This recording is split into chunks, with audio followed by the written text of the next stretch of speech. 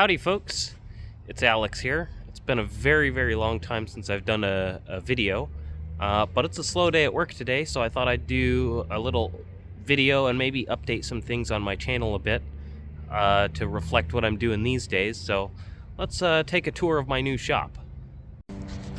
So for those of you who may or may not know, I've spent the last roughly 6.5 years working for QC Charge in the San Diego area. And just within the last couple months, I actually moved back up to Oregon here, and I've opened QC Charge number 2.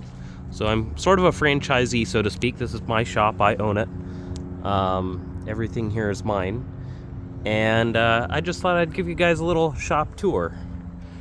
Still rocking the old high mileage Model S. I'm up to almost 458,000 miles on that car now, and it is still my daily driver.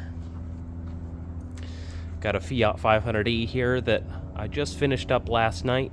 That was a little bit of a basket case, but finally got it figured out. It needed a new battery pack control module. Into the shop here, we've got about a 3,000 square foot shop space. I have 3 lifts in here, and I actually have a 4th one in the corner that's not set up. Maybe one of these days, if I get to a point where I need more capacity, I'll set that one up. Got a Model S here with the battery out. This is actually not the original battery to the car. This is a 70 pack. The car was originally an 85. It actually had some improperly installed umbrella valves that were causing a moisture intrusion issue. A couple of them had some pinched O-rings and such. So just waiting on parts for that. Also need a new vent valve up there at the front. And of course, this is my big specialty area, is rebuilding the Tesla large drive units.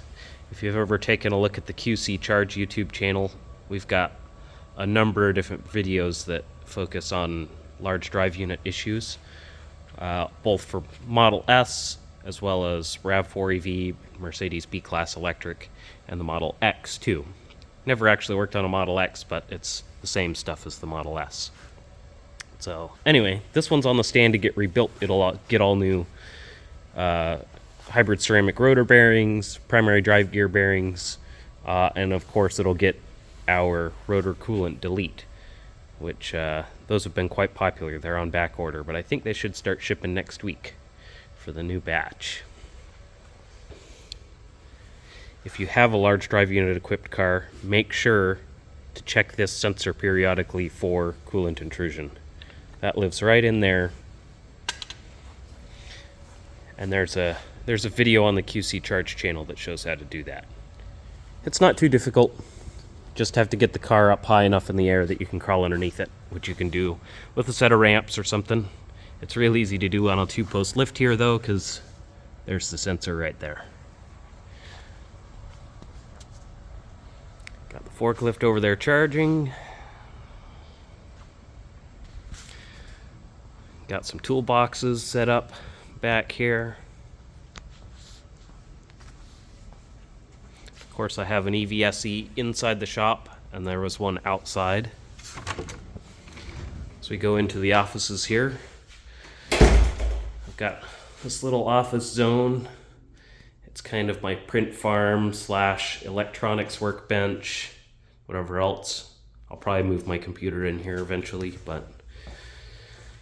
And then we've got the kind of reception area, a little bit of seating, computer, phone, all that good stuff.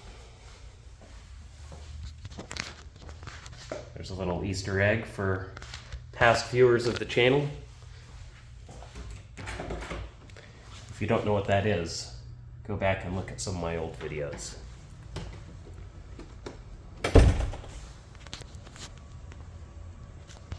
Anyway, that pretty much does it for the shop tour. Just kind of a short little video. I hope to maybe spend a little bit of time documenting some of the repairs that I do here in the shop. Of course, that's all, time dependent. It takes a lot of time to make videos when you're trying to work on things.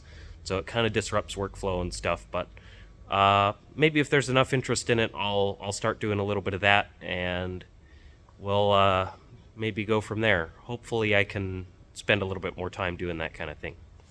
Anyway, thanks for watching. If you have any suggestions for things that you'd like to see me do here in the shop, feel free to leave a comment or whatever, and we'll go from there. Thanks. Bye. And one more thing, just for a little bit of another Easter egg. This is the old namesake of the channel. This was what first got me started when I started this channel. I'm changing the channel name so it's no longer really relevant to this. But this is a 1967 Kawasaki A1SS that I converted to electric my freshman year in college. So the old channel name was A1 Alex for the A1SS. And it's all torn apart now. But maybe one of these days I'll do a series of sort of reconverting this thing. I actually have an Enertrack hub motor living back here that I intend to one day get put on this thing.